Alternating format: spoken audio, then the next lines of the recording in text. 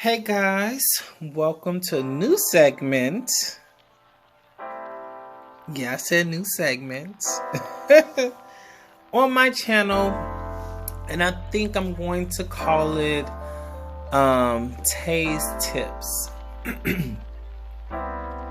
So I had asked, I'm looking over because I'm looking at my little notes. But I chimed in on Facebook, and if you aren't following me on Facebook, do that. Taee Roseman, just so easy.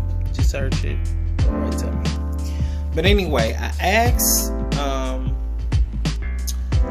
some Facebook friends, some ideas that they might have or questions that they might have pertaining to hair.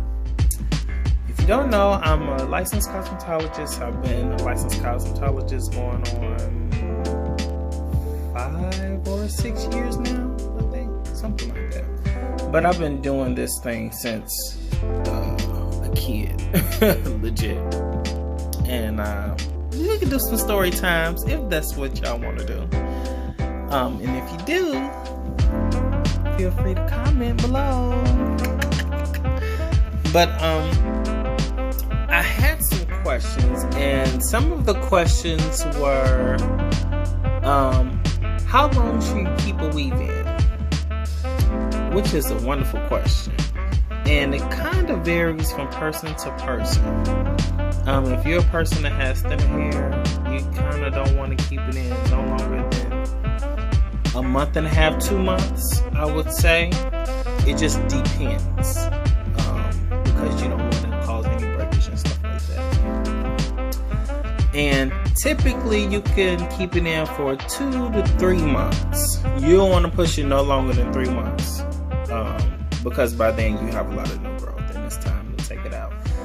And the reason why you should take it out is because your hair grows a ½ inch a month. So if you have, how can I say this? If you have about that much new growth under that weave for keeping it in for, think about, okay, that ½ inch a month. So ½ inch a month, you'll be about 2 inches, I would say. Half, inch and a half. It's an inch and a half, not 2 inches, for 3 months. So this is about an inch. That's about an inch and a half. So maybe a little bit less. That's a lot of new growth. That's why you should take it out. Plain and simple. You don't want to stretch it any further, because if you have problem areas, like a lot of us typically is thinner around, especially right up in here, around the nape.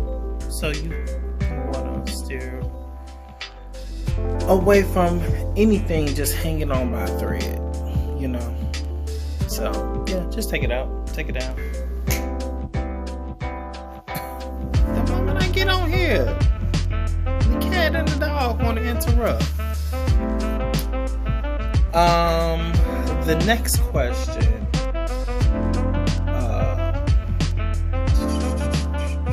I hope I answered that. And if I didn't, let me know in the comments, please.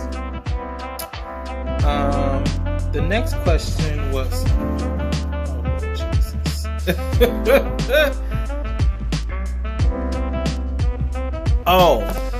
it was about the sulfate free. If you should follow the trend saying don't use sulfates in shampoo and that sort of thing, and if it was a good thing or a bad thing. And you want to steer away from the sulfates, and that's because it's a aggressive detergent. For some reason, we all think that we have to use a whole lot of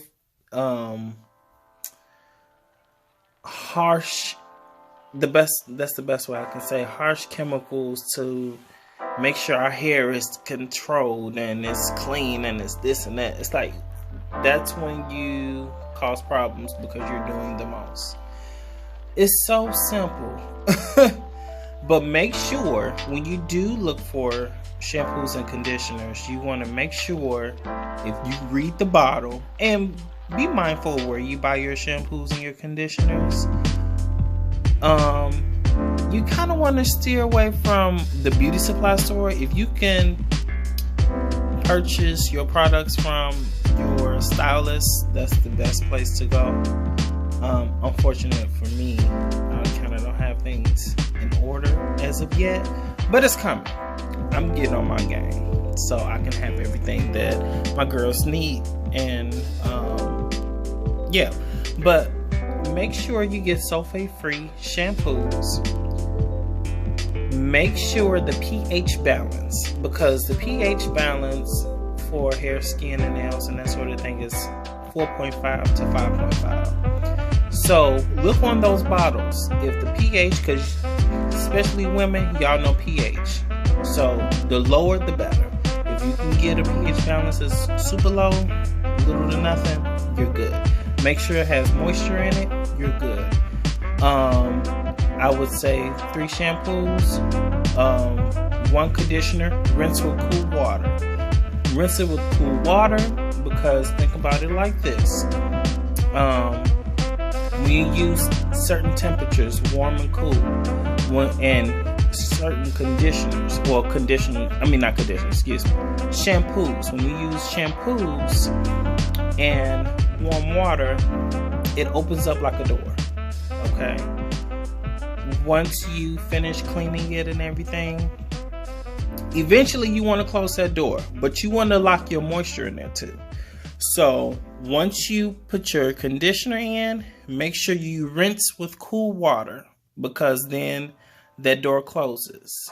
The cuticle closes and it traps in the moisture, traps in the conditioner, and seals in all of that work you just put into it. And a lot of times people be like, well, my hair feels dry, this and the third. And realistically, we really should be doing deep conditions weekly if possible. And make sure too, because this is a big habit, make sure you're locking in the conditioner and locking in the moisture, drinking water, making sure your vitamins, and you're doing everything that you need to do. You're eating right, because it all comes into full circle. But make sure,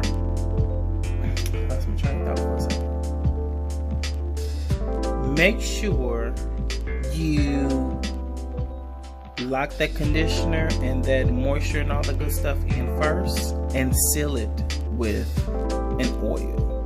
But don't use a heavy oil. Don't use a lot of it, because folks, y'all like to dial up, like y'all gotta use a whole bunch of everything, and you really don't have to do that. You really don't. The main thing you really need to do a whole lot of is water. That's it. That's your main thing. A whole lot of water. But little oil, maybe a dime size. If you don't know a dime size, pull out your dime. You got one in your purse, your bag, on the floor, wherever, in your cup, in the drawer somewhere. But that's the amount that you need. Rub in your hands, distribute it, the end.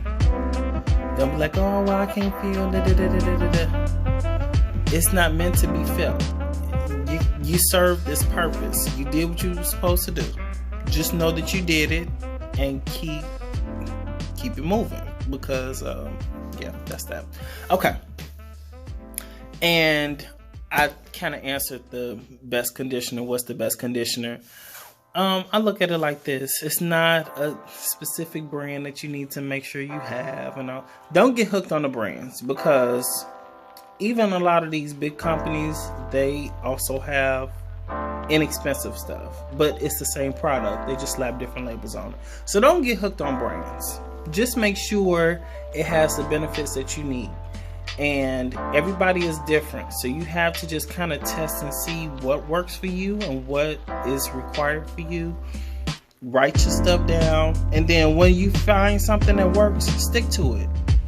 Don't be like, oh, I want to try with such and such, and I want to try. that's where you mess up. If you just would have stuck with what you found, it would have helped you. It would have worked. So less is more. That's the best way we can say this. Less is more. And if you all have any other questions, feel free to comment them below so then I can answer them, possibly. I don't know everything. Let's just put that out there. But I do know enough that I can possibly help. So feel free to comment. Please do subscribe. Please do like this video. Share this video. And I hope to speak with you all soon. Love you guys. Take care.